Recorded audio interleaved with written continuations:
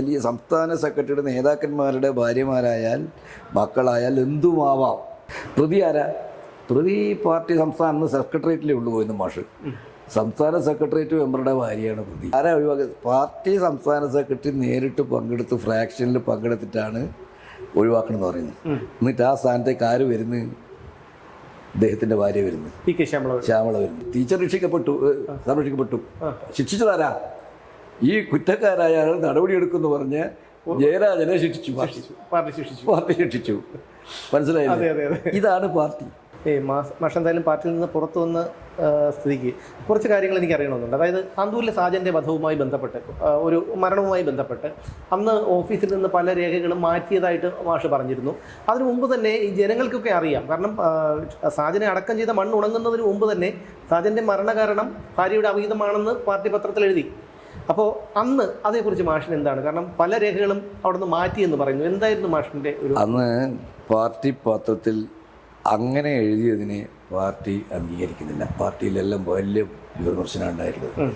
കാരണം ഒരു ഭർത്താവ് ഏത് സാഹചര്യത്തിലായാലും മരിച്ച ഒരു സ്ത്രീയെ പത്രത്തിലൂടെ അപമാനിക്കുക എന്ന് പറയുന്നത് ഒരു കാരണവശാലും പാടില്ലാത്തതാണെന്ന് പാർട്ടി ചർച്ച ചെയ്തിട്ടുണ്ട്. നമ്മളെല്ലാം പറഞ്ഞിട്ടുണ്ട്, പലരും പറഞ്ഞിട്ടുണ്ട്. ഞാൻ മാത്രമല്ല, പലരും പറഞ്ഞിട്ടുണ്ട്.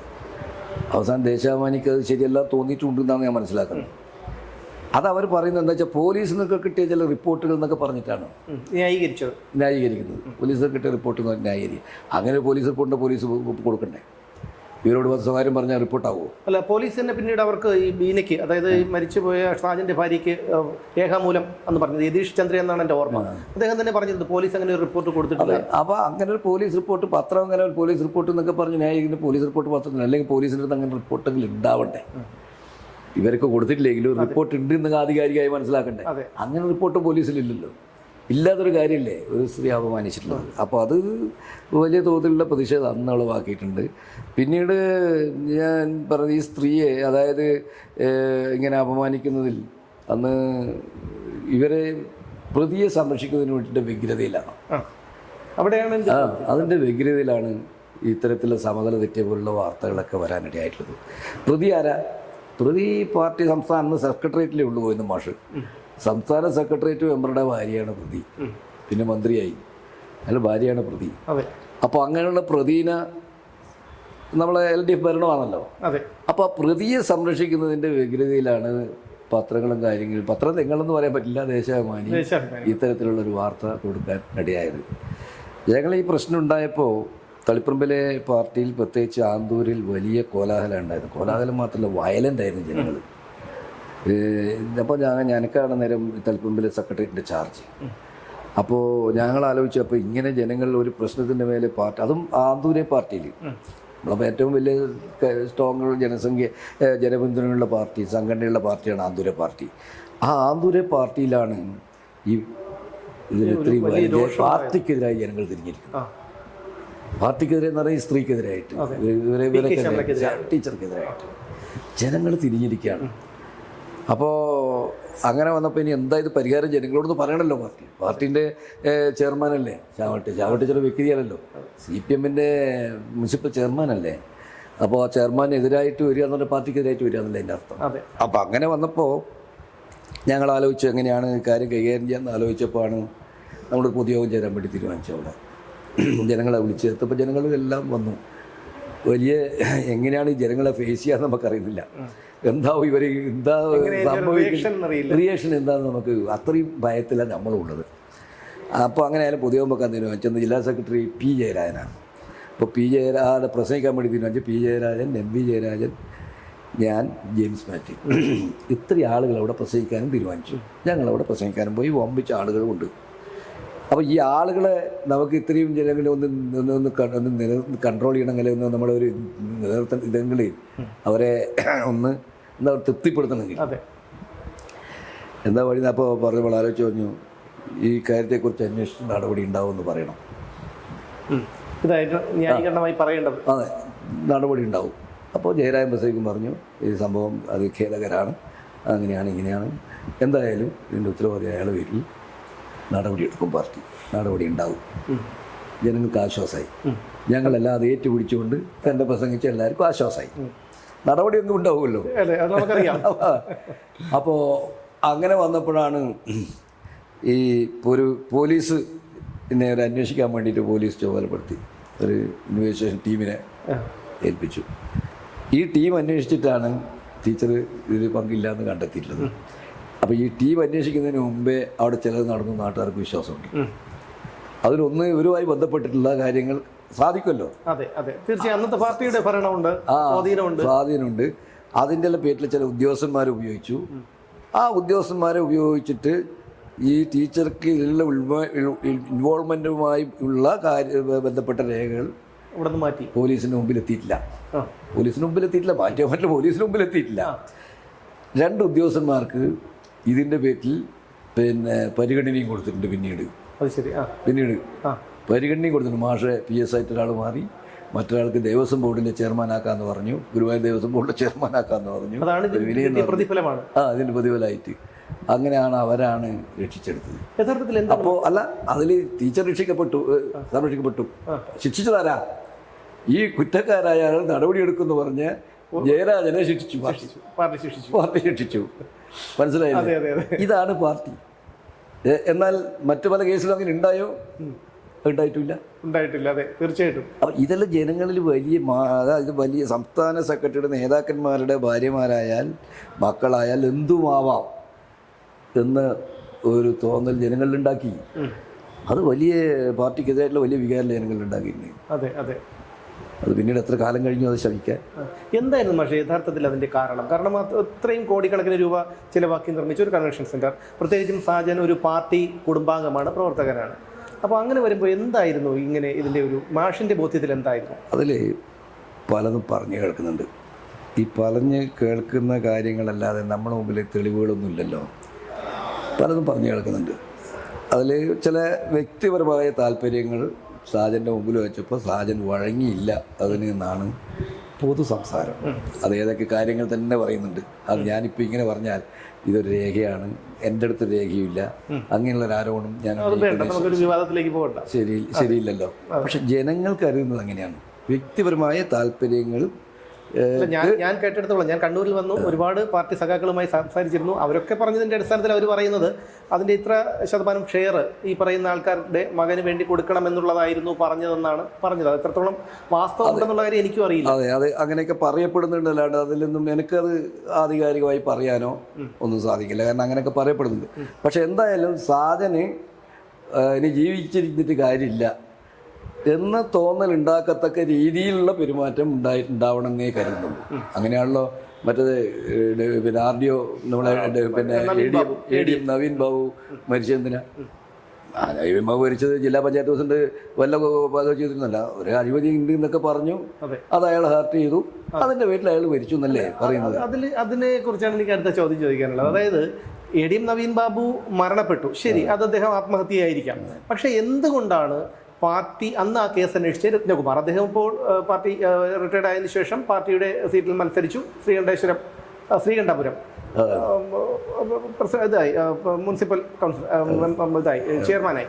അതിനുശേഷം അതിനു മുമ്പ് തന്നെ ഈ ആ കേസിൽ ഉൾപ്പെട്ട, അതായത് ഈ നവീൻ ബാബുവിൻ്റെ കേസിൽ CBI അന്വേഷണം ആവശ്യപ്പെട്ടുകൊണ്ട് അദ്ദേഹത്തിൻ്റെ കുടുംബം ഹൈക്കോടതിയെ സമീപിച്ചിരുന്നു. പക്ഷേ സർക്കാരിന് ഇതിൽ അല്ലെങ്കിൽ പാർട്ടി നേതാക്കൾക്ക് പങ്കില്ലെങ്കിൽ സർക്കാരിനെ ഇതിനെ എതിർക്കേണ്ട കാര്യമില്ല. പക്ഷേ സർക്കാർ അതിനെ എതിർക്കുന്ന ഒരു നിലപാടാണ് സ്വീകരിച്ചത്. അതിൽ നിന്ന് തന്നെ വ്യക്തമല്ലേ പാർട്ടിയിലെ ചിലർക്ക് ഈ മരണവുമായി ബന്ധമുണ്ടെന്നുള്ള കാര്യം? ഒരു ആത്മഹത്യ പ്രേരണ ശരിയാണ്. അതെ, അതിൽ ഈ കാര്യത്തിൽ നവീൻ ബാബുവിൻ്റെ കാര്യത്തിലുണ്ടായാലും പാർട്ടി, അതായത് അന്ന് പാർട്ടി വിലയിരുത്തിയ കാര്യം, ആ പരിപാടിയിൽ ജില്ലാ പഞ്ചായത്ത് പ്രസിഡന്റ് കടന്നു ചെല്ലേണ്ടതുണ്ടായിരുന്നില്ല. ക്ഷണിക്കാത്തൊരു പരിപാടിയിൽ കടന്നു എന്ന് ഈ അഭിപ്രായങ്ങളൊക്കെ സ്വാഭാവികമായിട്ട് ഒരു അഴിമതിക്കെതിരായിട്ട് ഒരു ഏത് ജനപ്രതിനിധിയും പ്രതികരിച്ചു വരും. പക്ഷേ ഇത് വിളിക്കാത്തൊരു സദസ്സിൽ പോയി പ്രതികരിക്കേണ്ടിയിരുന്നില്ല എന്നുള്ളതാണ്. അതാണ് പാർട്ടി അതിൽ കണ്ടെത്തിയിട്ടുള്ള ഒരു കുറ്റം. പക്ഷേ നവീൻ ബാബു അഴിമതി നടത്തിയില്ല എന്നൊന്നും പറയുന്നില്ല. പല കാര്യങ്ങളും നവീൻ ബാബുവിനെ പറ്റി പറയുന്നില്ല. പക്ഷേ അതൊന്നും പാർട്ടി പരിശോധിച്ചില്ല. പക്ഷേ ഇത്ര അനാവശ്യമായി കടന്നു എന്ന ഒരാളെ മാനസികമായി ബുദ്ധിമുട്ടിക്കുന്നതിൻ്റെ ആവശ്യം ഉണ്ടായിരുന്നില്ല എന്നൊരു കണ്ടെത്തലാണ് അതിൽ പാർട്ടി ഉണ്ടായിട്ടുള്ളത്. അതിൻ്റെ അടിസ്ഥാനത്തിലാണ് പാർട്ടി നടപടിയെടുത്തത്. അന്വേഷിച്ചാലും ഇതിൽ വേറെ ഒന്നും കണ്ടെത്താൻ ദിവ്യൻ്റെ വീട്ടിൽ കാണാനൊന്നും ഇതിലില്ല. കാരണം എന്താ, ഈ ഒറ്റ കാര്യം എല്ലാവരും കാണുന്നതാണ്. ഈ പ്രസംഗിച്ച കാര്യം എല്ലാം പരസ്യമായിട്ടുള്ള കാര്യമാണ്. അതിൽ കവിഞ്ഞ് ദിവ്യ ഒന്നും ചെയ്തിട്ടില്ല. പക്ഷേ അവിടെ മറ്റൊരു കാര്യം എന്ന് പറഞ്ഞു കഴിഞ്ഞാൽ ഈ ഒരു പെട്രോൾ പമ്പിന് അനുമതി കൊടുക്കുന്നതുമായി ബന്ധപ്പെട്ടുള്ള ഒരു തർക്കമാണല്ലോ. അതിൽ പ്രശാന്തൻ എന്ന് പറയുന്ന അവിടെ സഹകരണ ആശുപത്രിയിലെ ഇലക്ട്രീഷ്യനായ 20,000 രൂപ സാലറി വാങ്ങിക്കുന്ന ഒരു വ്യക്തിയാണ്. ആ വ്യക്തിയെക്കുറിച്ച് പിന്നീട് അന്വേഷണം ഉണ്ടായില്ല. പി ദിവ്യയെ സ്വീകരിക്കാൻ പി കെ ശ്രീമതി ജയിലിൽ ചെല്ലുന്നു, പി കെ ശ്യാമള ജയിലിൽ ചെല്ലുന്നു. അങ്ങനെ നിരവധി പ്രശ്നങ്ങളുണ്ടായി. CBI അന്വേഷണത്തെ എതിർക്കുന്നു. അങ്ങനെയുള്ള കാര്യങ്ങൾ വരുമ്പോൾ ഇതിൽ ഈ പറഞ്ഞു കേൾക്കുന്ന ആരോപണങ്ങളെക്കാൾ ഉപരി ഇതിൻ്റെ മുതിർന്ന നേതാക്കളിൽ ചിലർക്ക് ഇതുമായി ബന്ധമുണ്ടെന്ന് നമുക്ക് കരുതേണ്ടി വരില്ല. ഉദാഹരണത്തിന് ഈ പ്രശാന്തൻ ഈ അനുമതി കൊടുക്കാത്ത ഈ പെട്രോൾ പമ്പ് അത് MP ഗോവിന്ദൻ മാഷിൻ്റെയാണെന്ന് പറഞ്ഞു കേൾക്കുന്നു. അല്ല, അതിൽ ഞാൻ MP ഗോവിന്ദൻ മാഷതാണെന്ന് ഞാൻ വിശ്വസിക്കുന്നില്ല. പക്ഷേ ഇതിൻ്റെ പിന്നിൽ വേറെ തൽപര കക്ഷികളുണ്ടെന്ന് ഞാൻ വിശ്വസിക്കുന്നുണ്ട്. പാർട്ടിയിലെ തന്നെ അല്ല, ഉണ്ടാവണം. കാരണം എന്താ അറിയോ, ഇത് കേവലം ഒരു ഇത് മാത്രമായിരിക്കാൻ ഇടയില്ല. അതിൻ്റെ പിന്നിൽ പലതും ഉണ്ടാവും. പക്ഷെ ആ രീതിയിലേക്ക് അന്വേഷണം പോയിട്ടില്ല. അന്വേഷണം എന്താണെന്ന് വെച്ചാൽ ദിവ്യയുടെ ഈ പെരുമാറ്റവും കാര്യങ്ങൾ ഇതിൽ മാത്രമായിട്ടാണ് അന്വേഷണം ഒതുങ്ങിയിട്ടുള്ളത്. അതിനപ്പുറത്തേക്ക് അന്വേഷണം പോയിട്ടില്ല. അതിനപ്പുറത്തേക്ക് അന്വേഷണം പോയിട്ടുണ്ടെങ്കിൽ ചിലപ്പോൾ ദിവ്യ ഇങ്ങനെ പ്രതികരിക്കാൻ ഇടയായത് എന്തുകൊണ്ട്, ആരുടെ പ്രേരണ കൊണ്ട് എന്നതും കൂടെ അന്വേഷിക്കേണ്ടി വരുമായിരുന്നു. അങ്ങനെ അന്വേഷിച്ച പലതും അതിൻ്റെ പിന്നിലുണ്ടാവും. അപ്പോൾ അതുകൊണ്ടാണ് അത് അന്വേഷിക്കില്ല. അത് അന്വേഷിക്കാൻ പോയിട്ടില്ല. അത് അന്വേഷിക്കേണ്ടതായിരുന്നു. കാരണം ദിവ്യയെ മാത്രമായിരിക്കുമല്ലോ. ദിവ്യേനെ ഞാൻ മനസ്സിലാക്കുന്നത് എന്താണെന്ന് വെച്ചാൽ, ദിവ്യക്ക് വളരെയധികം ഒരു വിഷമമുണ്ടാകുന്ന അല്ലെങ്കിൽ വല്ലാത്തൊരു പെരുമാറ്റം ദിവ്യക്ക്, അതായത് പഞ്ചായത്ത് പ്രസിഡന്റാണല്ലോ, പലതുകൊണ്ട് പറഞ്ഞ് നടന്നില്ല. എന്നിട്ട് അവസാനം നടത്തിച്ചു എന്ന് പറയുന്നു. അപ്പോൾ ഇത് എൻ്റെ അഭിമാനത്തെയാണ് ചോദ്യം ചെയ്തത്. ഞാൻ പറഞ്ഞ് നടന്നില്ല, മറ്റു പല വഴിക്ക് നടന്നു, നിങ്ങൾ നടത്തി. അപ്പോൾ നിങ്ങളോട് ചോദിക്കുക, ഞാൻ പറഞ്ഞു നിങ്ങൾ ചെയ്തില്ലല്ലോ, പിന്നെ നടന്നു വന്നതിൻ്റെ വഴിയല്ല എനിക്കറിയാം എന്ന് പറഞ്ഞാൽ അതാണല്ലോ ദിവ്യ പറഞ്ഞത്. അപ്പോൾ അങ്ങനെ വരുമ്പോൾ സ്വാഭാവികമായിട്ടും അത് മാത്രം ദിവ്യയുടെ ഈ പെരുമാറ്റത്തെക്കുറിച്ച് മാത്രം അദ്ദേഹം അന്വേഷിച്ചാൽ പോരാ. ദിവ്യ അങ്ങനെ പറയാനിടയായത് എന്തുകൊണ്ട്, അതിൻ്റെ പിന്നിൽ ആരൊക്കെയാണ്, എന്താണ് ഇതിൻ്റെ താല്പര്യം, ആ നിലയിലേക്ക് അതിൻ്റെ അന്വേഷണം പോയിട്ടില്ല. ആ അന്വേഷണം പോകണമായിരുന്നു. പക്ഷെ ഇനി പോയിട്ടും കാര്യമില്ല. കാരണം കാലൊക്കെ കുറെ കഴിഞ്ഞില്ലേ. ഇനിയിപ്പോൾ അത് കുത്തിപ്പൊക്കി അന്വേഷിച്ചിട്ട് എന്ത് കാര്യം? കാലം കഴിഞ്ഞില്ലേ. ദിവ്യ വിധി അടക്കപ്പെടുകയും ചെയ്തു. അയാൾ മരിക്കുകയും ചെയ്തു. നവീൻ ബാബു മരിക്കുകയും ചെയ്തു. ദിവ്യ രാഷ്ട്രീയമായി മരിച്ചു. തീർച്ചയായിട്ടും ചിത്രത്തിൽ പോലും അവരെ കുറിച്ച് കേൾക്കാൻ ഇല്ല. അപ്പോൾ ഇനി പിന്നെ അന്വേഷണത്തിൽ അർത്ഥമില്ലല്ലോ. അതാണ് ഞാൻ പറയുന്നത്. കൂടെ നിൽക്കുന്നവരെ പോലും ബലി കൊടുക്കുന്ന ഒരു നിലപാട് മുതിർന്ന ചിലർ. അതായത് എനിക്ക് അത്ഭുതം തോന്നിയത്, ഞാൻ നാഷണൽ നേരത്തെ സൂചിപ്പിച്ചതുപോലെ ഒരു മുതിർന്ന നേതാവ്, കണ്ണൂരിലെ തന്നെ വളരെ വളരെ ഒരു മുതിർന്ന നേതാവാണ്, കേരളത്തിലെ തന്നെ ഒരു മുതിർന്ന നേതാവാണ് ഇത്തരത്തിൽ പറയുന്നത്, എനിക്കൊന്നും ചെയ്യാൻ കഴിയില്ല, നിങ്ങൾ എല്ലാവരും കൂടി ഒന്ന് ഒപ്പിട്ട് കൊണ്ടുവന്ന് കൊടുക്കുക. അത് ഈ ദിവ്യ അവസാനം അനുഭവിച്ച ദിവ്യേനെ ചെയ്ത പണി അറിയോ നിങ്ങൾ? ഇല്ല. അതായത് ദിവ്യ മഹിളേൻ്റെ സംസ്ഥാനത്ത് ജോയിൻറ്റ് സെക്രട്ടറിയാണ്. കഴിഞ്ഞ സമ്മേളന കാലത്ത് ദിവ്യേനെ ഒഴിവാക്കി. ദിവ്യേനെ ഇവിടുന്ന് ജില്ലാ പ്രസിഡന്റ് തന്നെ ഒഴിവാക്കിയല്ലോ. ഇവിടെ ശിക്ഷ പാടില്ലാതല്ലോ, ഇവിടെ നിന്ന് ഒഴിവാക്കിയല്ലോ. അന്നേരം മഹിളയിൽ നിലനിർത്തിയല്ലോ. പിന്നെ ഇപ്പോൾ സംസ്ഥാനത്ത് ഒഴിവാക്കി. ആരാ ഒഴിവാക്കി? പാർട്ടി സംസ്ഥാന സെക്രട്ടറി നേരിട്ട് പങ്കെടുത്ത് ഫ്രാക്ഷനിൽ പങ്കെടുത്തിട്ടാണ് ഒഴിവാക്കണമെന്ന് പറയുന്നത്. എന്നിട്ട് ആ സ്ഥാനത്തേക്ക് ആര് വരുന്നു? അദ്ദേഹത്തിൻ്റെ ഭാര്യ വരുന്നു, ശ്യാമള വരുന്നു. ശ്യാമളയാണ് സംസ്ഥാന ജോയിന്റ് സെക്രട്ടറി. ദിവ്യേനെ ഒഴിവാക്കുന്നു. ദിവ്യ ഇപ്പം മഹിളയിലേ ഇല്ല. അത് അങ്ങനെ പാടില്ലല്ലോ. ശിക്ഷയുടെ കൊടുത്തല്ലോ. പാർട്ടിയിൽ നിന്ന് ഒഴിവാക്കി, DC നിന്ന് ഒഴിവാക്കി, ജില്ലാ പഞ്ചായത്ത് പ്രസിഡന്റ് ഒഴിവാക്കി, അതോടെ ഒഴിവാക്കിയല്ലോ. ആ സമയത്ത് അവർ മഹിളയിൽ നിൽക്കുന്നുണ്ടല്ലോ. അങ്ങനെ നിൽക്കുന്ന ഒരാളെ ഇപ്പം എന്തിനും ഒഴിവാക്കി? ആ ചോദ്യം മഹിളാ സഹാക്കൾ ചോദിക്കുന്നുണ്ടല്ലോ. അപ്പോൾ അന്ന് നിങ്ങൾക്ക് എന്തെങ്കിലും ആക്ഷേപം ഉണ്ടായി അന്ന് ഒഴിവാക്കണമായിരുന്നു. പക്ഷേ എനിക്ക് തോന്നുന്നു ഇവരൊക്കെ വിചാരിക്കുന്നത് എന്തായാലും ഈ ശിക്ഷാ നടപടി ദിവ്യക്കെതിരെ എടുക്കുമ്പോൾ, ജനരോഷം കൂടുതലും ദിവ്യക്കെതിരെ ആയിരുന്നല്ലോ, അപ്പോൾ ദിവ്യക്കെതിരെ എടുക്കുമ്പോൾ ഈ പ്രശ്നങ്ങൾ തണുത്തു, ഇനി അവരാണ് കുറ്റക്കാർ എന്നുള്ളൊരു ബോധ്യം ജനങ്ങൾക്കും അണികൾക്കും ഉണ്ടാകും എന്നുള്ളൊരു തെറ്റിദ്ധാരണ ഉണ്ടായിരിക്കാം. പക്ഷേ അതെന്താണെന്ന് മനസ്സിലാകുന്നത് അതല്ല. അതിൽ വേറെ ഈ പിന്നെ ശ്യാമ ടീച്ചർ എന്ന് പറയുന്നത് മഹിളേൻ്റെ ജില്ലാ സെക്രട്ടറിയാണ്. പിന്നെ അപ്പോൾ സ്വാഭാവികമായിട്ടും ആ നിലക്കുള്ള സംസ്ഥാനത്തുണ്ട്. മാർഷൽ മാഷ ഭാര്യയാണ്. ഈ സ്വാധീനമൊക്കെ ഉണ്ട്. അപ്പോൾ സംസ്ഥാന സെക്രട്ടറി അതിൽ ഈ തളിപ്പറമ്പ് നിയോജകമണ്ഡലത്തിൽ മത്സരിക്കുന്നതിനുള്ളൊരു കളമൊരുക്കൽ ഇതിൻ്റെ പിന്നിലുണ്ട്. അതാണ് ഇത് അതാണ് അതായത് തളിപ്പറമ്പിൽ കേവലം ഒരു ജില്ലാ സെക്രട്ടറി ആയിട്ടുള്ള അല്ലെങ്കിൽ അത്ര പ്രാധാന്യമില്ലാതെ ശ്യാമള ടീച്ചർ മത്സരിക്കുമ്പോൾ ആൾ ചോദിക്കില്ലേ, ഇതിനേക്കാൾ വലിയ നേതാവില്ലേ ഇപ്പോൾ എന്താ മത്സരിപ്പിക്കാതെ ചോദിക്കില്ലേ? അതിൻ്റെ ഒരു കളമൊരുക്കലാണ്. ഈ കളമൊരുക്കൽ ആരംഭിച്ചിട്ട് കുറേയായി. അത് നമ്മളൊക്കെ മനസ്സിലാക്കാൻ വൈകിപ്പോയി എന്നുള്ളതാണ്. ചില സഹാക്കളൊക്കെ പറയുന്നുണ്ട്, എന്നോടൊക്കെ പറഞ്ഞിട്ടുണ്ട്, പക്ഷേ ഈ പോക്ക് എങ്ങോട്ടാണെന്ന് കണ്ടോളണം. സത്യം എന്നോടൊക്കെ പല സഹാക്കളും ഇവരുടെ ഈ കളമൊരുക്കൽ കാണുമ്പോൾ എല്ലാ പരിപാടിയിലും അവരെ കൊണ്ടുവരിക, എല്ലാത്തിൻ്റെ മുമ്പിൽ നിർത്തുക. ഇങ്ങനെയൊക്കെ വരുമ്പോൾ തന്നെ ചില സഹാക്കൾ ചോദിച്ചിട്ടുണ്ട്, ഇത് വേറൊന്നിൻ്റെ സൂചനയാണെന്ന് കണ്ടോളണം എന്നോട് തന്നെ പല സഹാക്കളും പറഞ്ഞിട്ടുണ്ട്. അത് വസ്തുത ശരിയായിരുന്നു. ജനങ്ങളത് മുൻകൂട്ടി കണ്ടു. ഇവരെന്ത് ചെയ്തു? സംസ്ഥാന ജോയിൻറ്റ് സെക്രട്ടറി ആക്കി. അപ്പോൾ ആരായി? സംസ്ഥാന ജോയിൻറ്റ് സെക്രട്ടറി ആയി. എന്നിട്ട് എന്ത് ചെയ്തു? ഇവരെ അഖിലേന്ത്യാ സമ്മേളനം നടക്കുന്നത്. അവിടെ അഖിലേന്ത്യാ സമ്മേളനത്തിൽ ഇവർ 15 അംഗ എക്സിക്യൂട്ടീവ് കേരളത്തിൽ നിന്നുണ്ട്. അപ്പോൾ അതിന് ആളെ നിശ്ചയിച്ചു. അപ്പോൾ അതിൽ ശ്യാമളില്ല. അപ്പോൾ ഇവിടുന്ന് പാർട്ടി സംസ്ഥാന സെക്രട്ടറി പറയാണ്, പിന്നെ ഇവിടെ കേരളത്തിൽ നിന്ന് ഒരാളെ കൂടി എടുക്കണം എന്ന് പറയാണ്. അപ്പോൾ അങ്ങനെ പറഞ്ഞപ്പോൾ അങ്ങനെ പറയുന്നുണ്ട്, അല്ലാതെ ഇങ്ങനെ ആൾ 15 ആയിപ്പോയല്ലോ, അവസാനമാകും 16 ആയിക്കോ. അപ്പോൾ പിന്നെ സ്വാഭാവികമായിട്ട് ഒരാളെ എടുക്കണമെങ്കിൽ കേരളത്തിലെ പാർട്ടിയോട് ചോദിക്കുക എന്നുള്ളൊരു മര്യാദ ഉണ്ടല്ലോ. പാർട്ടി എന്ന് പറഞ്ഞാൽ പാർട്ടി സെക്രട്ടറി ആണല്ലോ. അപ്പോൾ അങ്ങനെ ചോദിച്ചു. അങ്ങനെ പിന്നെ കേരളത്തിൽ ആരാണ്? അത് ശ്യാമളനാണ്. അപ്പോൾ അഖിലേന്ത്യാ സമിതിയിൽ വന്നു. മനസ്സിലായില്ലേ? അപ്പോൾ ഒരു സ്ഥാനാർത്ഥിയാവാനുള്ള ഇതിൽ പല യോഗ്യത എന്താ വേണ്ട? അതല്ലേ എം പി ജയരാജൻ ദേശാമൻ ലേഖനം എഴുതിയിട്ട് പറഞ്ഞത്. ഇതിൽ പല യോഗ്യത എന്താ വേണ്ട? സംസ്ഥാന ജോയിന്റ് സെക്രട്ടറിയാണ്, മകളിൻ്റെ അഖിലേന്ത്യാ കമ്മിറ്റിയിൽ മെമ്പറാണ്. ഇത്രയും സ്ഥാനമാനം ഒരാൾക്ക് എന്തുകൊണ്ട് സ്ഥാനാർത്ഥി ആയിക്കൂടാന്നല്ലേ എം പി ജയരാജൻ ചോദിച്ചത്. അപ്പോൾ ഈ കളമൊരുക്കലാണ് അവിടെ നടന്നത്. അതിൽ ദിവ്യനെ ഔട്ടാക്കി എന്നുള്ളതാണ്. അപ്പോൾ ഒരുപക്ഷെ ഇനിയിപ്പോൾ ദിവ്യ എന്തായാലും വെറുതെ ഇരിക്കുമെന്ന് തോന്നുന്നില്ല. അവരുടെ രാഷ്ട്രീയ ഭാവി തന്നെ കുമ്പടഞ്ഞു പോയത് ഒരവസ്ഥയിലാണ്. അപ്പോൾ അവർക്കും ഒരു നിലപാടൊക്കെ എന്തെങ്കിലും പൊട്ടിത്തെറി പ്രതീക്ഷിക്കല്ലേ? പക്ഷേ അത്രയൊക്കെ അതല്ല, അതെ അത് ദിവ്യ എടുക്കേണ്ട നിലപാടാണ്. അതിപ്പോൾ എനിക്ക് പറയാൻ പറ്റില്ല ദിവ്യക്ക് അങ്ങനെ ഒരു തീരുമാനം എടുക്കാനുള്ള ഒരു ഇതൊക്കെ ഉണ്ടോയെന്നുള്ളത് എനിക്കറിയില്ല. എന്തായാലും ഞാൻ കേട്ടിട്ടുള്ളത് ഈ പിണറായി വിജയൻ എന്ന് പറയുമ്പോൾ അദ്ദേഹം വളരെ ആദ്യകാലത്തൊക്കെ വളരെ നല്ല രീതിയിൽ പാർട്ടി പ്രവർത്തനവുമായി മുന്നോട്ട് പോയിരുന്നൊരു വ്യക്തിയാണ്. പക്ഷേ അദ്ദേഹം കളങ്കിതനായതും മക്കൾ വളർന്നതിന് ശേഷമാണ്. അത് ഇ.പി. ജയരാജൻ്റെ കാര്യത്തിലായിരുന്നാലും എം പി ഗോവിന്ദൻ മാഷിൻ്റെ കാര്യത്തിലായിരുന്നാലും ഒക്കെ അത് തന്നെയാണ് പറഞ്ഞു കേൾക്കുന്നത്. അപ്പോൾ ഈ മക്കളുടെ ഒരു സ്വാധീനം ഇവരുടെയൊക്കെ ഒരു രാഷ്ട്രീയ ഭാവിയെയും ഒക്കെ ബാധിച്ചിട്ടില്ലേ? വ്യക്തിത്വത്തെയും ഒക്കെ ബാധിച്ചിട്ടില്ലേ?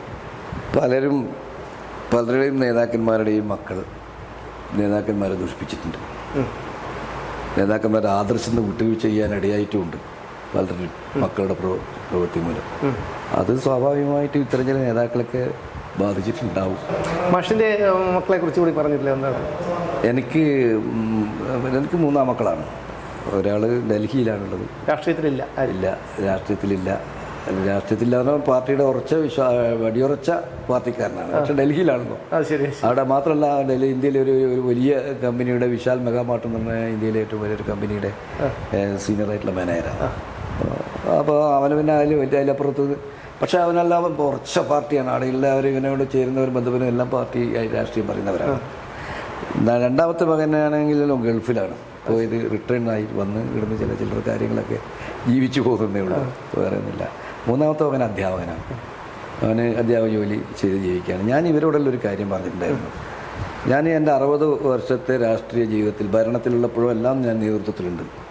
എൻ്റെ വ്യക്തിപരമായ ഒരു കാര്യവും ഞാൻ ഇന്നേ വരെ എൻ്റെ പാർട്ടി നേതാക്കന്മാരോ ഗവൺമെൻറ്റിലുള്ളപ്പോഴോ ഭരണപരമായോ ഞാൻ പറഞ്ഞിട്ടില്ല. ഇന്ന് വരെ എനിക്കൊരു സ്ഥാനം വേണം, എൻ്റെ മക്കളെ ഒന്ന് ഒരു ജോലി ആക്കി കൊടുക്കണം, ഇന്ന് വരെ ഞാൻ പറഞ്ഞിട്ടില്ല. ഞാൻ എൻ്റെ മക്കളോട് പറഞ്ഞൊരു കാര്യമുണ്ട്, പാർട്ടിയുടെ സ്ഥാപനങ്ങളിലോ പാർട്ടി ശുപാർശയിലോ ജോലി ചേടാൻ നോക്കണ്ട, നിങ്ങൾ സ്വന്തമായി കണ്ടെത്തിക്കൊള്ളാം. മനസ്സിലായില്ലേ? അതുകൊണ്ട് പാർട്ടി സ്ഥാപനത്തിൽ എനിക്ക് വേണമെങ്കിൽ എൻ്റെ മക്കളെ പാർട്ടി സ്ഥാപനത്തിൽ ജോലിയിലായി കൊടുക്കുക ഞാൻ പറഞ്ഞാൽ ആരും തള്ളില്ലല്ലോ. ഞാൻ അവരോട് പറഞ്ഞിട്ട് പാർട്ടി സ്ഥാപനത്തിൽ ജോലി തേടാൻ വേണ്ടി നോക്കണ്ട, മനസ്സിലായില്ല? അത് നിങ്ങൾ സ്വന്തമായി കണ്ടെത്തിക്കൊള്ളാം. അങ്ങനെയാണ് ഒരുത്തൻ ഡൽഹി, ഒരുത്തൻ ഗൾഫ്, ഒരുത്തൻ അധ്യാപകനായിട്ട് ഇവിടെ പ്രൈവറ്റ് സ്കൂളിൽ ജോലി ചെയ്യുന്നത്. ഇതൊന്നൊരു പാർട്ടിയുടെ ശുപാർശയോ ഒന്നുമില്ല. ഈ തെരഞ്ഞെടുപ്പിന് ശേഷം വിജയമുണ്ടായി. അപ്പോൾ എങ്ങനെയാണ് പഴയ സഹപ്രവർത്തകരുടെയും മുതിർന്ന നേതാക്കളെ നോക്കണ്ട, സഹപ്രവർത്തകരുടെയും നാട്ടുകാരുടെയും സുഹൃത്തുക്കളുടെയും ഒക്കെ ഒരു സമീപനം പാർട്ടിയിലെ വിശ്വാസികളായ എല്ലാവരും എന്നോട് നല്ല രീതിയിൽ ഇപ്പോൾ സമീപിക്കുന്നുണ്ട്, എന്നെ വിളിക്കുന്നുണ്ട്, ഞാൻ വിളിക്കുന്നുണ്ട് അവരോട്. അങ്ങനെ വിളിക്കുമ്പം അവരെല്ലാം എന്നോട് വിളിക്കാനും അല്ലെങ്കിൽ എന്നോട് ബന്ധപ്പെടാനും ഒക്കെ ഇപ്പോൾ താല്പര്യമുണ്ട്.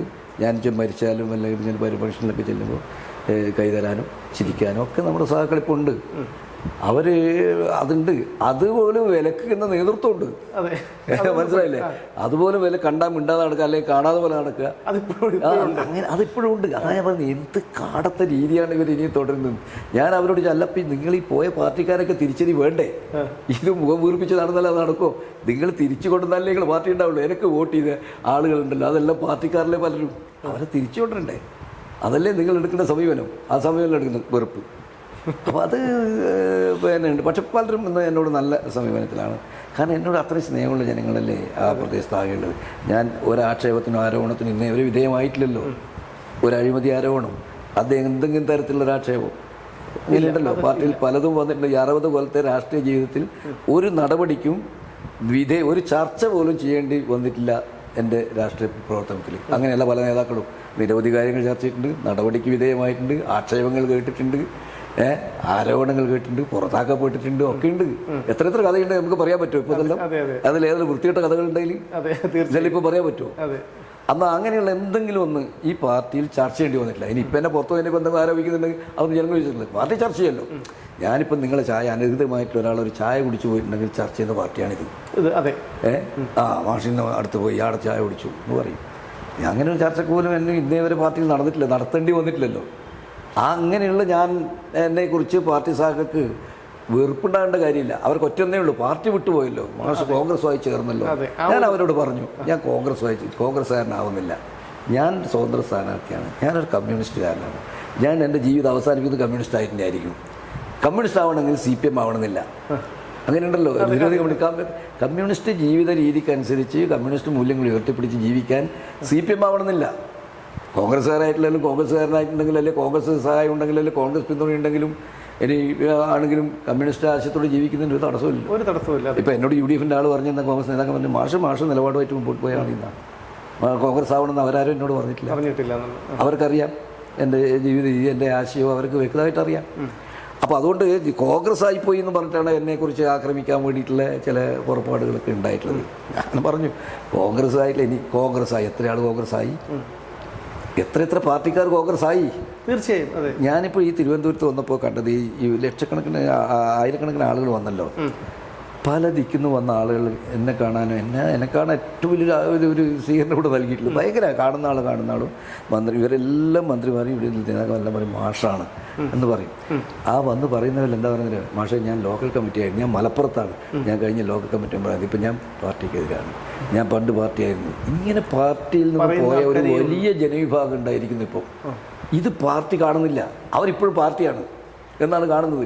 പക്ഷെ അവരൊന്നും പാർട്ടിയല്ല. പ്രത്യക്ഷത്തിൽ പലരും പാർട്ടിയോടൊപ്പം നിന്നിട്ട് അവരുടെ ഒരു അസംതൃപ്തിയാണല്ലോ അവർ അത് പ്രകടിപ്പിച്ചത്. അതായത് മലപ്പുറത്ത് നല്ല ഒരുപാട് ആളുകൾ വന്നിട്ടുണ്ട്, തിരുവനന്തപുരത്ത് ഒരുപാട് ആളുകൾ, അവരെല്ലാം എന്നെ കാണാൻ വേണ്ടി വരികയാണ്, എന്നെ കണ്ടിട്ട് പറയുകയാണ്. അപ്പോൾ ഞാൻ അന്നേരം അത്ഭുതപ്പെടുകയാണ്, ഇവരെല്ലാം പാർട്ടിയായിട്ടാണല്ലോ പാർട്ടി കാണുന്നത്, ഇവരൊന്നും പാർട്ടിയല്ല എന്ന് പറഞ്ഞാൽ വോട്ട് ചെയ്യുന്നില്ല, ഇവർ കമ്മ്യൂണിസ്റ്റുകാരാണ്. അവർ പറയുന്നുണ്ട് മാഷയുടെ നിലപാടിനോട് നമുക്ക് യോജിപ്പുണ്ട് എന്ന് എല്ലാവരും വന്ന് പറയുന്നുണ്ട്. പക്ഷേ അവരെല്ലാം പാർട്ടിയുടെ ഒപ്പം നിൽക്കുന്ന പാർട്ടിക്കാരായിട്ടാണ് അവർ കാണുന്നത്, വോട്ട് ചെയ്തു എന്നാണ് കാണുന്നത്. യഥാർത്ഥത്തിൽ ഇവരൊന്നും വോട്ട് ചെയ്തിട്ടില്ലല്ലോ. ഇത് കാണണം. മലപ്പുറത്ത് ഒരു സീറ്റ് കിട്ടിയോ? ഇല്ല, ഒരു സീറ്റ്. മലപ്പുറത്ത് ഒരു ഘട്ടത്തിൽ പാർട്ടി ശക്തമായിട്ട് എന്ന് പറയും, ഇന്ന് എന്തായി മലപ്പുറത്തെ പാർട്ടി? അപ്പോൾ ഇതൊക്കെ പരിശോധിക്കേണ്ടതാണ്. അല്ല, പക്ഷേ ഇതിൽ ഈ ചെങ്കൊടിയെയും പ്രസ്ഥാനത്തെയും ഇപ്പോഴും നെഞ്ചേറ്റ് വയ്ക്കുന്ന, ഈ പ്രസ്ഥാനത്തിൽ നിന്ന് വിട്ടുപോകാൻ മനസ്സില്ലാത്ത ഒരുപാട് പേരുണ്ട്. അവർക്കുള്ള അഭയം എന്താണ്? അവരുടെ ഇനി മുന്നോട്ടുള്ള ഇതെന്താണ്? അവർക്ക് മറ്റൊരു പാർട്ടിയിൽ പോകാനോ ഇല്ല. അവരെ ഒന്ന് ഈ CPM നിന്നുള്ള അണികളായാലും CPM നിന്നുള്ള പ്രവർത്തകന്മാരും CPM വന്നവർ എന്തെല്ലാം അതൃപ്തി ഉണ്ടായാലും അവർ കോൺഗ്രസ് ആവുക എന്ന് പറയുമ്പോൾ അവർക്കൊരു ബുദ്ധിമുട്ടുണ്ട്. എന്ന് പറഞ്ഞാൽ കേരളത്തിൽ രാഷ്ട്രീയത്തിൻ്റെ ഒരു അവസ്ഥ ഇതായിരുന്നു. അതായത് കടുത്ത കോൺഗ്രസ് വിരോധമാണ് CPM-നുള്ളത്, കടുത്ത CPM വിരോധമാണ് കോൺഗ്രസ്. ഇത് രണ്ടിലും പെട്ടുള്ള അണികളിലൊന്ന് ഇതാവുക എന്ന് പറയുന്നത് വലിയ പ്രശ്നം തന്നെയായിരിക്കും. പക്ഷേ അവരൊക്കെ എന്തുണ്ട്, CPM നേതൃത്വം എടുക്കുന്ന നിലപാടിനോട് കടുത്ത വിമർശനമുണ്ട്. അല്ല, പക്ഷേ ഇതിനൊരു നേതൃത്വം, ഒരു ബദലായ ഒരു സംവിധാനം വന്നാൽ, ഇപ്പോൾ തന്നെ G. സുധാകരൻ ഉൾപ്പെടെയുള്ള മുതിർന്ന നേതാക്കൾ, താങ്കളും ഉൾപ്പെടെയുള്ള മുതിർന്ന നേതാക്കൾ പാർട്ടി വിട്ട് പുറത്തേക്ക് വന്നിട്ടുണ്ട്. അപ്പോൾ ഇതിനൊരു ബദൽ സംവിധാനം ഉണ്ടാക്കിക്കൂടെ? അങ്ങനെ ചില ചർച്ചകളൊക്കെ നടക്കുന്നുണ്ട്. പക്ഷേ അതിലേക്ക് കാര്യം എന്താണെന്ന് വെച്ചാൽ ഒരു ബദൽ വേണമെന്ന് ആഗ്രഹിക്കുന്നവരുണ്ടാവും. കാരണം ഇങ്ങനെ ചിന്തിക്കുന്നവർക്കൊരു വേദി വേണമല്ലോ. തീർച്ചയായും ഒരു വേദി വേണമെന്ന് ആഗ്രഹിക്കുന്നവരുണ്ടാവും. പക്ഷേ അങ്ങനെയുള്ളൊരു ആലോചനകളൊക്കെ നടക്കുന്നുണ്ട്. അത് ഇതെല്ലാം എന്ന് പറഞ്ഞാൽ ഒരു പാർട്ടി ഒരു വേദി ഉണ്ടാക്കുക, ഒരു പ്രത്യേക പാർട്ടി ഉണ്ടാക്കുക എന്ന് പറഞ്ഞാൽ അത്ര എളുപ്പമുള്ള കാര്യമൊന്നുമല്ല. എളുപ്പമുള്ള കാര്യമൊന്നുമല്ല. എം പി രാഘവൻ പാർട്ടി ഉണ്ടാക്കിയിട്ട് അധികം കൊണ്ടുപോകാൻ പറ്റുമോ? അത്ര ഞാനത് CPയോട് സംസാരിക്കുമ്പോൾ പറഞ്ഞു. അതുകൊണ്ട് നമ്മളൊരു വേദിയെക്കുറിച്ച് ആലോചിക്കുമ്പോൾ കുറച്ചും കൂടി ഗൗരവത്തിൽ ആലോചിച്ച് പോകണം. പക്ഷെ ജനങ്ങൾ ആഗ്രഹിക്കുന്നുണ്ട് ഇതുപോലൊരു മാറ്റം, ഒരു വേദി. ഇവരൊക്കെല്ലാം അതായത് പാർട്ടി വിട്ടുവന്നവർ, പാർട്ടി അതൃപ്തിയുള്ളവരുണ്ട്, അവരെവിടെ പോകും? ഇതിലൊരു അപകടം വരാൻ വേണ്ടി പോകുന്നുണ്ട്. അത് CPM നേതൃത്വവും കോൺഗ്രസ് നേതൃത്വവും ചിന്തിക്കേണ്ടതുണ്ട്. ഇതിൻ്റെ അപകടം വരാൻ വേണ്ടി പോകുന്നത് എവിടെ അറിയോ? ഇത് ഈ അതിർത്ത വിഭാഗം അവനെ ഉൾക്കൊള്ളാൻ കോൺഗ്രസിനാവില്ല, അല്ലെങ്കിൽ കോൺഗ്രസിനാവില്ല. അവര് പോകും. പിന്നെ നമുക്കൊരു വേദി ഉണ്ടാക്കി കൊടുക്കുന്നില്ല. അപ്പോൾ അവർ BJPയിലേക്ക് പോകും. ഉറപ്പല്ലേ? കേരളത്തിൽ നിങ്ങൾ ഈ ഒരു അപകടം, വലിയൊരു അപകടമാണ്. CPM അതിർത്ത വിഭാഗത്തിനെ CPMനോടൊപ്പം നിർത്താൻ അവർക്ക് കഴിയുന്നില്ലെങ്കിൽ, ആ വിഭാഗത്തിനെ അല്ലെങ്കിൽ ഒരു വേദി ഉണ്ടായിക്കൂടാൻ അതിൽ നിന്ന് വിട്ടുവന്നവർക്ക് കഴിയുന്നില്ലെങ്കിൽ അവരെവിടെ പോകും? അവർ കോൺഗ്രസിലേക്ക് പോകാൻ താല്പര്യമില്ല. അപ്പോൾ അവരെന്ത് ചെയ്യും? BJPയിലേക്ക് പോകും. കേരളത്തിൽ വരാൻ വേണ്ടി പോകുന്ന അപകടത. ഈ അപകടം CPM നേതൃത്വം കാണണം, കോൺഗ്രസ് നേതൃത്വം കാണണം. ഇത് കേരളത്തിൽ അത് വരാൻ വേണ്ടി പോവാണ്. ഇപ്പം 3 MLAമാരേ ഉള്ളൂ. 3. അത് നാളെ 13 സ്ഥലത്ത് സെക്കൻഡാണ്. ഇത് ഈ അപകടം കാണാൻ കഴിയണം ഈ നേതൃത്വത്തിന്. പിന്നെ കണ്ടിട്ട് കാര്യമില്ല. എന്താ പറയുക, ഇപ്പോൾ ബംഗാളിലെ ഏറ്റവും വലിയ ശത്രുക്കൾ CPMും കോൺഗ്രസും ആയിരുന്നല്ലോ. ശത്രുക്കൾ എന്ന് പറഞ്ഞാൽ അങ്ങേറ്റത്തെ ആക്രമണവും ജനങ്ങളെ അടിച്ചു CPMകാർക്ക് ജീവിക്കാൻ പറ്റാണ് നാട് വിട്ടൊക്കെ പോയ സിദ്ധാർത്ഥ സംഘടനയുടെ കാലത്ത് അങ്ങനെ വലിയ ആക്രമണത്തിൽ നേരിട്ടതാണ്. പക്ഷേ അത് നേരിട്ടെല്ലാം കഴിഞ്ഞു വന്നു. CPM അധികാരത്തിൽ വന്നു. 35 കൊല്ലം ഭരിച്ചു. പിന്നീട് CPM പോയി. എന്താ ഉണ്ടായത്? കോൺഗ്രസ് ദുർബലമായി. കോൺഗ്രസ് ദുർബലമാകാൻ കാരണം എന്താ? ഈ CPMൻ്റെ ഈ പറയുന്ന ഭരണം സൃഷ്ടിക്കുന്ന പ്രതിസന്ധികളും ഇതൊക്കെ ഉണ്ടല്ലോ, അതിനെ നേരിടാൻ പിന്നെ അവിടെ അറിയില്ല ബംഗാളിലെ ഒരു സ്ഥിതി. അപ്പോൾ ആ സെറ്റിനെ നേരിടാൻ കോൺഗ്രസിനായില്ല. അപ്പോൾ കോൺഗ്രസിൻ്റെ ആൾ എന്ത് ചെയ്തു? തൃണമൂലിന് അഭയം പ്രാപിച്ചു. തൃണമൂൽ കൊടുത്തു. അവർ അതിന് നേതൃത്വം കൊടുത്തപ്പോൾ ആളങ്ങോട്ടേക്ക് പോയി. CPM ഓഫീസ് പിടിച്ചെടുത്താരാ? തൃണമൂലുകാരല്ലേ. പിന്നീട് ഇത്തരത്തിലുള്ളൊരു അഭയം വന്നപ്പോൾ അവരതിലേക്ക് പോയി. അങ്ങനെയാണ് തൃണമൂൽ കോൺഗ്രസ് വന്നത്. ഇപ്പം എന്തായി? തൃണമൂൽ കോൺഗ്രസും വന്നു, BJP വന്നു. ഇപ്പം അവിടെ കോൺഗ്രസും ഇല്ല, CPMും ഇല്ല. ഇപ്പം കോൺഗ്രസും CPM പറയുകയാണെങ്കിൽ നമുക്ക് യോജിച്ചിരുന്ന കാര്യം ഒരു കാര്യമില്ല. അപ്പോഴേക്കും സമയം കഴിഞ്ഞു പോയി. അതിൻ്റെ ഫലം എന്തായി? അവിടെ തൃണമൂൽ വന്നു. ഇപ്പം BJP വന്നു. ഇനി BJP തൃണമൂലിനെ ശരിപ്പെടുത്തിയിട്ട് BJP ഒരു ഏകാധിപതിയായി ബംഗാളിൽ അതിൻ്റെ ഭയങ്കരമായ ഒരു പ്രത്യാഘാതം ബംഗാൾ നേരിടേണ്ടി വരും. ഇത് കേരളത്തിന് ബാധകമാണ്. ഇപ്പോൾ ഇതിനെ ചെറുക്കാൻ ഇപ്പം CPMനും കോൺഗ്രസിനും ഈ പരസ്പര വിദ്വേഷം മാറ്റിവെച്ച് രാഷ്ട്രീയത്തിലേക്ക് നീങ്ങുന്നില്ലെങ്കിൽ, അത് ഞാനത് പലപ്പോഴും പറഞ്ഞിട്ടുള്ളൊരു കാര്യമാണ്. അതായത് കടുത്ത കോൺഗ്രസ് വിരോധം മാറ്റി CPM വിരോധം മാറ്റി കോൺഗ്രസും ഒരു രാഷ്ട്രീയ നിലപാട് സ്വീകരിക്കുന്നില്ലെങ്കിൽ കേരളത്തിൽ BJP ഇന്ന് ബംഗാളിലെ പോലെ അധികാരത്തിൽ വരും. പിന്നെ വന്നിട്ട് രണ്ടുപേരും യോജിച്ചുകൊണ്ട് ഒരു കാര്യമില്ല. പിന്നെ അപ്പോഴേക്കും ഇതെല്ലാം തീർന്നിട്ടുണ്ടാവും. മനസ്സിലായില്ലേ? അപ്പോൾ അതുകൊണ്ട് രാഷ്ട്രീയമായി ചിന്തിക്കുന്നവർ ആ രീതിയിലേക്ക് നീങ്ങല്ല. അടുത്ത ഈ വിരോധം വെച്ച് നടക്കുകയാണെങ്കിൽ അവസാനം നിങ്ങളുടെയെല്ലാം കാലത്തിന് ശേഷം നാട്, ഇപ്പം ജ്യോതിബാസുൻ്റെയും ബുദ്ധദേവിൻ്റെ എല്ലാം കാലത്തിന് ശേഷം ബംഗാൾ പോയില്ലേ, അതുപോലെയാവും നിങ്ങളെല്ലാം കാലത്തിന് വലിയ നേതാക്കന്മാരുടെ കാലത്തിന് ശേഷം നമ്മളെ കാലത്തിന് ശേഷം കേരളവും അങ്ങനെയായി മാറും. അങ്ങനെ ആവാതിരിക്കണമെങ്കിൽ ഇപ്പോഴേ ഈ രാഷ്ട്രീയത്തെക്കുറിച്ച് കാണാൻ തയ്യാറ്. അതിൽ CPMനെ പാർട്ടി കോൺഗ്രസ് ചർച്ച ചെയ്തിട്ട് എടുത്ത നിലപാടുണ്ട്. അതായത് BJPയെ തോൽപ്പിക്കുക, എല്ലാവരും കൂടെ യോജിക്കാന്നൊക്കെ നിലപാടുണ്ട്. പക്ഷെ അത് പലപ്പോഴും വെള്ളം ചേർക്കുന്നതാരാ? കേരളത്തിലുള്ളവരാണ്, ആൾക്കാരാണ്. അഖിലേന്ത്യാ സമിതിയിൽ പാർട്ടി കോൺഗ്രസിൽ ഒരു പ്രമേയമൊക്കെ വരുമ്പോൾ മറ്റ് സ്റ്റേറ്റിൽ നിന്ന് വരുന്നവരൊക്കെ കോൺഗ്രസുമായി യോജിച്ച് നിലപാടിലേക്ക് പോകണം എന്ന് പറയുമ്പം അതിന് കടുത്ത എതിർപ്പ് രേഖപ്പെടുന്നത് കേരളത്തിനാണ്. കാരണം കേരളത്തിലെ പാർട്ടിയുടെ നിലനിൽപ്പ് കോൺഗ്രസ് വിരോധത്തിലാണ്. ആ കോൺഗ്രസ് വിരോധത്തിൽ പോയിട്ട് അവിടെ പ്രമേയം പാസ്സാക്കി വന്ന കേരളത്തിൽ വരാൻ പറ്റുമോ? തീർച്ചയായും. അപ്പോൾ അതിൻ്റെ ഫലമാണ് പിന്നെ കേന്ദ്ര രാഷ്ട്രീയം തന്നെ. അതായത് CPMൻ്റെ അഖിലേന്ത്യ അടവ് ലൈൻ എന്ന് പറയും. ആ ലൈനിൽ തന്നെ ഈ ഒരു വീഴ്ച വന്നിട്ടുള്ളത് കേരളത്തിലെ പാർട്ടി എടുക്കുന്ന ശത്രുതാപരമായ കോൺഗ്രസ് വിരോധമാണ്. ഒരു ചോദ്യം കൂടി ചോദിച്ചോട്ടെ പക്ഷേ, അതായത് പി ശശി പൊളിറ്റിക്കൽ സെക്രട്ടറിയായി വന്നതിന് ശേഷം ഒന്നാം പിണറായി സർക്കാരിൻ്റെ കാലത്ത് ഇത്രയധികം പാർട്ടിയും സർക്കാരും ജനങ്ങളിൽ നിന്ന് അകന്നു പോയിരുന്നില്ല. പോലീസിൻ്റെ സംവിധാനം പോലും കുത്തഴിഞ്ഞു പോയത് രണ്ടാം പിണറായി സർക്കാരിൻ്റെ കാലത്ത് പി ശശി പൊളിറ്റിക്കൽ സെക്രട്ടറിയായി വന്ന ഒരു സമയത്താണ്.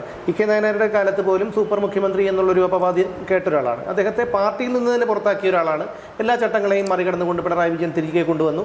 പക്ഷേ ഇപ്പോൾ ആ പേര് പോലും കേൾക്കാനില്ല. ഇന്നത്തെ ഈ പാർട്ടിയിലെ ഈ ഒരു തകർച്ചയ്ക്ക് പിന്നിൽ പി ശശിയുടെ ഒരു പങ്ക് ചെറുതല്ല എന്ന് നമുക്ക് പറയാൻ കഴിയും. ശശിനൊക്കെ തിരിച്ചു കൊണ്ടുവന്നതിൽ പാർട്ടി അണികൾ സംതൃപ്തരല്ല, ജനങ്ങൾക്കും അവമതിപ്പാണ്.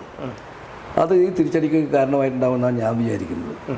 അത് തിരിച്ചടിക്ക് കാരണമായിട്ടുണ്ടാവും, തീർച്ചയായിട്ടും ഉണ്ടാവും. അപ്പോൾ ഇനി എങ്ങനെയാണ് ഒരു MLA എന്നുള്ള നിലയിൽ എങ്ങനെയാണ് അത് പ്രവർത്തനങ്ങൾ മുന്നോട്ട് പോകാൻ? ഒരു MLA പെട്ടെന്ന് മനസ്സിൽ എന്തെങ്കിലും വരുന്നുണ്ടോ? ഇല്ല, MLA എന്നുള്ള നിലയ്ക്ക് ഞാൻ എൻ്റെ മണ്ഡലത്തിൽ കേന്ദ്രീകരിച്ച് പ്രവർത്തിക്കാനാണ് ആഗ്രഹിക്കുന്നത്. അതായത് മണ്ഡലത്തിൽ ജനങ്ങൾ എന്നിൽ അർപ്പിച്ചൊരു വിശ്വാസമുണ്ട്. ആ വിശ്വാസം ഈ അഖിലേന്ത്യാ രാഷ്ട്രീയമോ സർവ്വദേശീയ രാഷ്ട്രീയമോ ഒന്നുമല്ല. ആ വിശ്വാസം മണ്ഡലത്തിൻ്റെ വികസന പ്രവർത്തനം, മണ്ഡലത്തിൽ ജനങ്ങളുമായിട്ടുള്ള ബന്ധങ്ങളും പുലർത്തുക എന്നുള്ളതാണ്. ആ രീതിയിലാണ് ഞാൻ ചിന്തിക്കുന്നത്. ജനങ്ങളുമായിട്ട് എല്ലാ വിഭാഗവും, മാർക്സിസ്റ്റുകാരായിട്ടും കോൺഗ്രസ്സുകാരായിട്ടും ലീഗുകാരായ എല്ലാ ജനങ്ങളുമായിട്ട്, സാധാരണ ജനങ്ങളുമായി എന്നെക്കൊണ്ട് എന്താ ചെയ്യാൻ പറ്റുക, ഞാൻ വലിയ ഒക്കെ ചെയ്യാൻ പറ്റുന്നൊന്നുമില്ല പ്രതീക്ഷയോ അല്ലെങ്കിൽ പ്രതീക്ഷ കൊടുക്കുകയൊന്നും ചെയ്യുന്നില്ല. എനിക്കുള്ള കഴിവുകളൊക്കെ അത്രയ്ക്ക് എത്തിയിട്ടുണ്ട്. അപ്പോൾ അത് വെച്ചുകൊണ്ട് പാവപ്പെട്ട ജനങ്ങളുണ്ട്.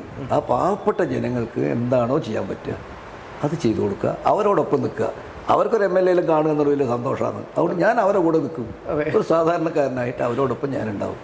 ആ മണ്ഡലത്തിലെ വികസന പ്രവർത്തനങ്ങൾക്ക് നല്ല രീതിയിലുള്ള നിഷ്പക്ഷമായിട്ടുള്ള, അതായത് ഏതെങ്കിലും പ്രദേശത്തിനോ ഏതെങ്കിലും പാർട്ടിക്കോ ഒന്നും മുൻതൂക്കം കൊടുക്കാതെ നിഷ്പക്ഷമായി അവിടുത്തെ വികസന പ്രവർത്തനം, ജനക്ഷേമ പ്രവർത്തനങ്ങളും നടത്തുക എന്നുള്ളതാണ് ഞാൻ ഉദ്ദേശിക്കുന്നത്. അതിലാണ് എൻ്റെ ശ്രദ്ധ കേന്ദ്രീകരിക്കാൻ ഞാൻ ഉദ്ദേശിക്കുന്നത്.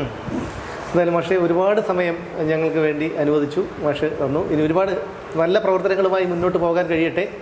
എന്തായാലും മാഷ് ഇന്ന് ഇവിടെ വന്ന ദിവസം വളരെ ഭാഗ്യമായി കരുതുന്നു. നന്ദി, നമസ്കാരം. നമസ്കാരം.